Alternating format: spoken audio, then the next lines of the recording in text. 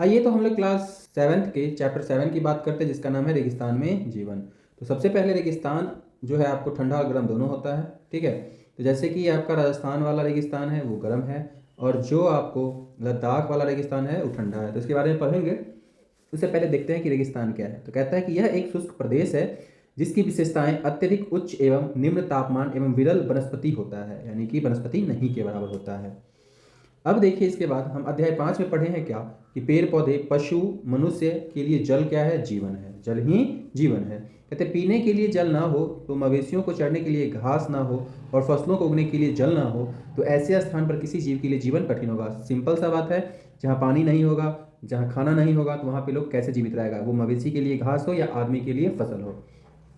अब हम विश्व के उन स्थानों के बारे में पढ़ते हैं इस अध्याय में जहाँ क्या है तो अत्यधिक कष्टकारी तापमान, यानी कि बहुत ज़्यादा तापमान है, लेकिन फिर भी जो वहाँ के लोग हैं जीना सीख चुके हैं। और अगर हम कुछ स्थानों की बात करें तो इतने आग की तरह गर्म हैं और कुछ जो है तो बर्फ की तरह ठंडे हैं, ठीक है। ऐसे कुछ स्थान हैं आपको, ठीक है। तो कहते हैं ये विश्व के रेगिस्तानी क्षेत्र है, यानी कि जो कुछ आग की तरह गर्म है वो भी, और जो कुछ बर्फ की तरह ठंड है वहाँ भी क्या है तो रेगिस्तानी क्षेत्र है। कहते हैं इन क्षेत्रों में कम वर्षा, विरल वनस्पति और चरम तापमान होता है। अगर हम तापमान के आधार की बात करें, ठीक है, किसकी, तो तापमान के आधार की बात करें तो रेगिस्तान जो है आपको क्या होता है तो गर्म और ठंडा हो सकता है। कहें तो इन स्थानों में क्या होता है तो थोड़ा बहुत जल उपलब्ध होता है और लोग वहाँ कृषि करने के लिए बस जाते हैं। जिन स्थानों पे थोड़ा बहुत जल होता है वहाँ पे लोग बस जाता है कि चलो भाई साहब यहाँ पे हम क्या करेंगे तो कृषि करेंगे। गर्म रेगिस्तान सहारा, तो सहारा की बात करते हैं तो कहते हैं विश्व एवं अफ्रीका महाद्वीप के मानचित्र को देखने पे पता चलता है, जो हम लोग थोड़ा के बाद देखेंगे, कि उत्तरी अफ्रीका के बड़े भूभाग पर फैला सहारा रेगिस्तान है, ठीक है। यानी कि जो अफ्रीका है वहां क्या मिलेगा आपको तो सहारा रेगिस्तान मिलेगा।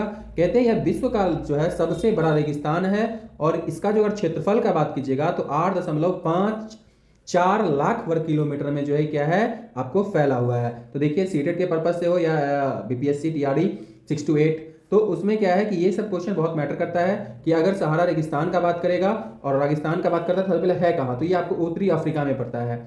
इसका क्षेत्रफल क्या है तो 8.54 लाख वर्ग किलोमीटर में है, ठीक है।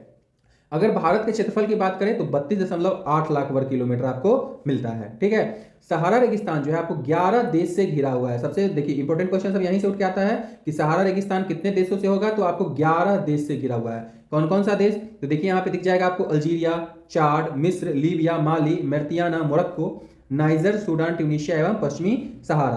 तो ये जो आपको 4 देश है यहाँ पे इनसे घिरा हुआ आपको 11 देश जो है यहाँ पे इनसे आपको मिल जाएगा, ठीक है। तो ये वाला पोर्शन आपका जितना भी देश का नाम दे रखा है ये।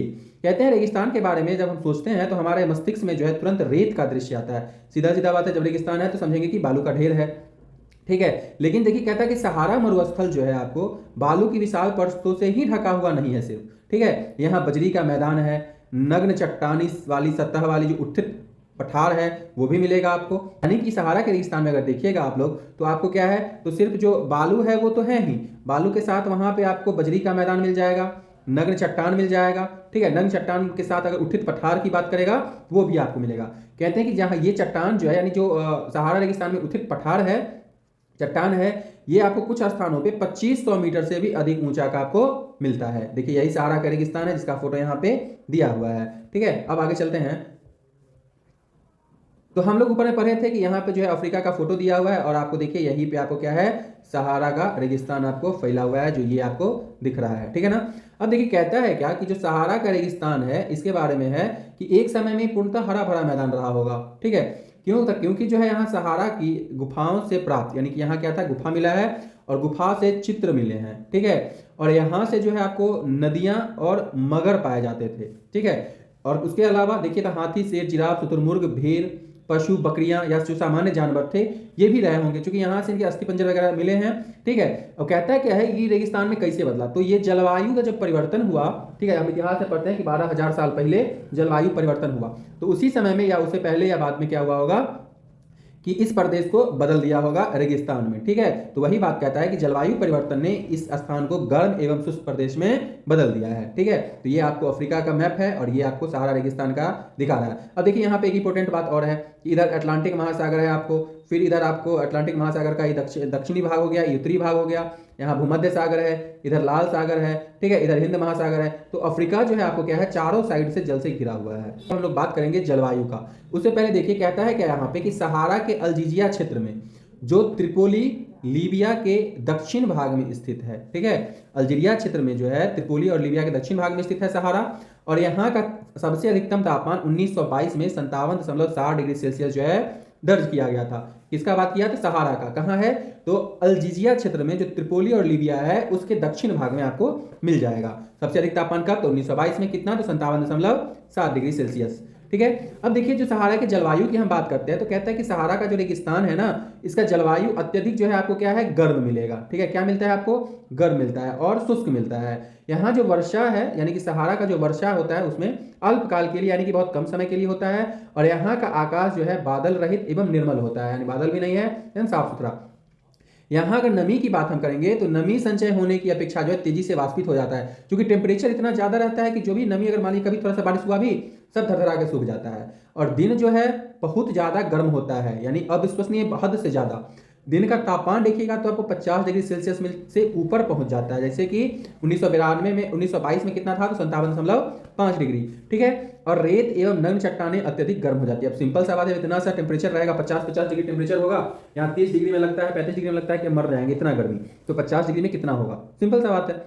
अब इसके बाद कहते हैं कि ताप का विकिरण होने से चारों तरफ सब कुछ गर्म हो जाता है, यानी ताप जो है फैल जाता है। कहें तो रातें जो है अत्यधिक ठंड होती है और तापमान गिरकर हिमांक बिंदु यानी कि लगभग 0 सेल्सियस तक पहुंच जाता है। तो सहारा वाले में जो इंपॉर्टेंट पॉइंट्स है वो क्या क्या हो जाएंगे आपको? तो सबसे पहला बात क्या है कि यहाँ का ये जो रेगिस्तान है सहारा वाला, बहुत गर्म है और शुष्क है। वर्षा ऋतु बहुत अल्पकाल के लिए होता है। क्या होता है? वर्षा बहुत अल्पकाल के लिए होता है।